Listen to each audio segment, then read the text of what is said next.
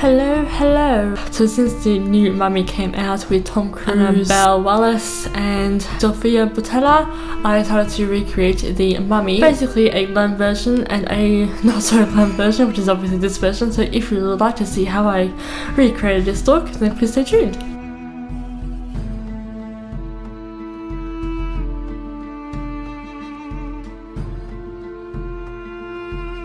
Alright, so starting out with some vanishing cream from Lush to obviously moisturise up my face because it is freshly cleansed, so it needs to be moisturised. Derp. Then going in with some Ultra Balm from Lush as well. This is not sponsored by any means also.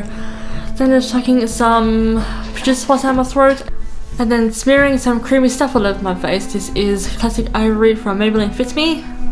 And I'm also using this to blend in with my beauty blender. That made no sense, but you can see what I'm doing. So now using my concealer from CoverGirl, I am spot treating but also taking this under my eyes as well and using the lighter end of my powder brush to blend it in under my eyes, obviously.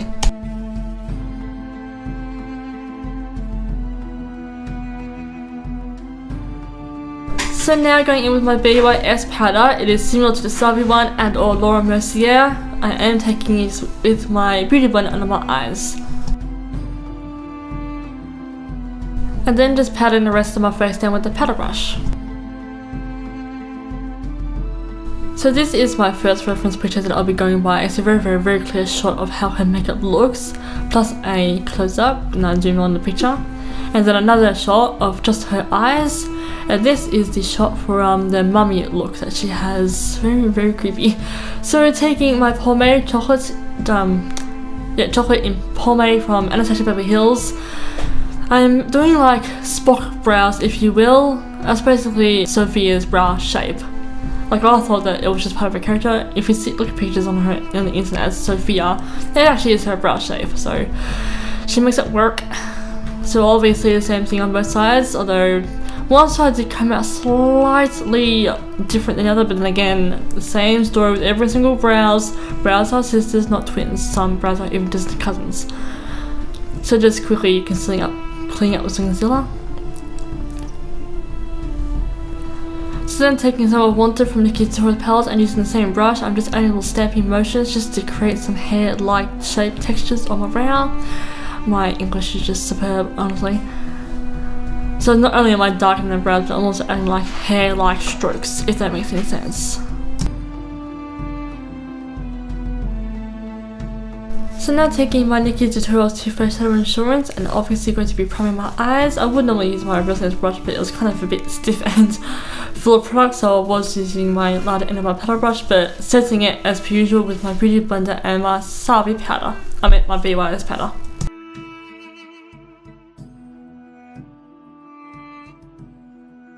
So now I'm going to go in with Chocolate Soleil from Nikki Tutorial's palette and using my Artist Medicare brush, which I just had for eons. I am taking this into my crease. So then I am taking Makeup and Chill from the same palette and precisely the same spot just to add some more depth and deepen it up some.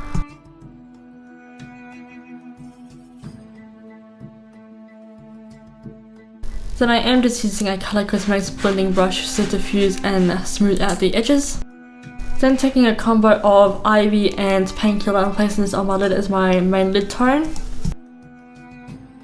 Then I am taking my Essence Precision Pen Flimsy Tip Liner. Unfortunately, I am already having to get a new one because it was just drying out. Literally, the sugar was so real in this video. Like, it looks like it's coming off pretty well, but honestly, the more I use it, the more it just started to dry out. And no matter how many times I put the lid back on just to shake it up and get more product flowing downwards to the tip of it, it still just kept drying out. But I persevered and I got what I could out. So I was just doing a regular liner, but then adding an new inner T-dot, but a line.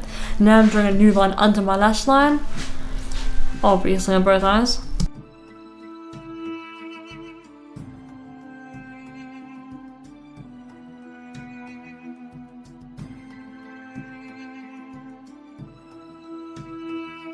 So now going in with my Pastel Goth palette, I am taking, I think that was Doom or Gloom, either way.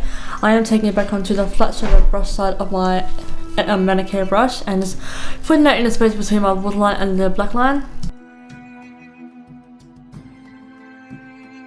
Then I was just going back through and redefine the black lines because I should have covered most of it. Then going back through and just sticking at the eyeliner a little bit more.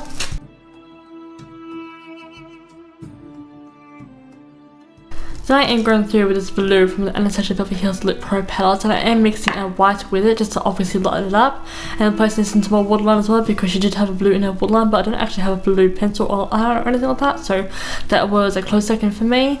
So of course, cleaning out my lashes as a guard goes, and then putting in some Roll Lash Benefit to mascara up my lashes. Then continuing back on with my face, I am taking my A-Sun Tour palette and taking the middle shade. It's got grey undertone, so it's good for contouring. I am contouring my cheekbones, and I actually forgot to contour my temples, but I do go through with the right side of the bronzer shade just to warm up my face by a mega ton. And then I go through with my jawline as well. I also put a little bit on my nose as well, since Egypt they get a lot of sun, so the nose would get a little bit of a tinge.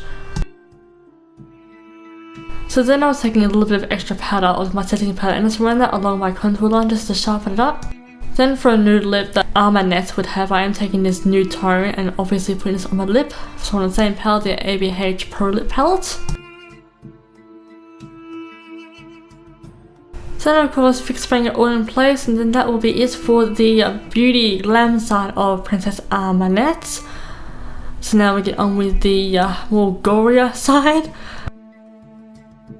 So with enough blue removed that I can just conceal over, and I did also add some hazel eye contact as they're the closest that I have to her eye colour change. So I am going to be taking some concealer under my eyes just to cover up the rest of the blue that refused to leave my eye. And then once again using the larger end of my powder brush just to blend it in, and I will once again be using my Flawless Finish sponge just to set it in place with my BYS pad, and then we can continue on with the rest of the makeup. So going in with Wanted once again and a flat squatty shadow brush from Color Cosmetics, I am lining my waterline.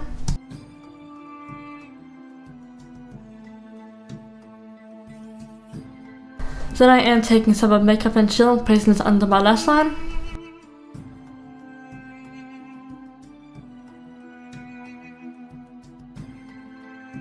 So now to begin recreating the marks on her face, or the symbolisms. I am not aiming to appropriate culture or anything like that, so don't take it as that. So taking the black shade from the Lip Pro palette, and I am adding all the shapes from what I can see, and the whole time I did not realise, but it's like a mirrored image. I was basically meant to, the way I'm drawing all the shapes, I was actually meant to do them the other way around, but it doesn't matter, like it still looks cool. I still like how it came out in the end, so let me just shut up while you watch the rest of this time lapse of me adding little marks to my face.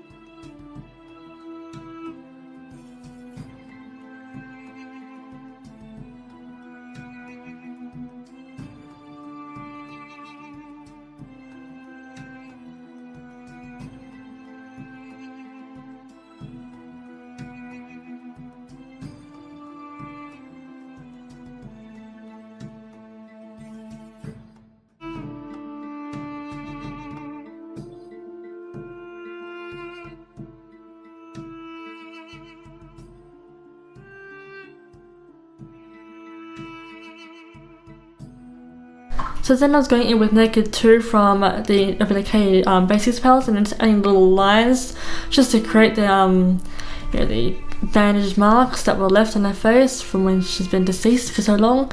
Then I'm adding black splotches to my face as like bits of my skin and the bandage has just been decaying off, and obviously leaving black blobs behind on my face, like really dark dirt marks. So on my nose, like half my nose is missing. Then on my cheek, and I'm adding like a red shade from the Lip Pro palette to stick with that bloodyish look, or the bruised look, either way. So I was using my Lip Pro my Lip Pro palette that comes with the palette. Then just adding in some more marks and making epic faces, just to get the right accurate, basically find where all my natural wrinkles would be. just so I can help make it look like the band is scrunched up.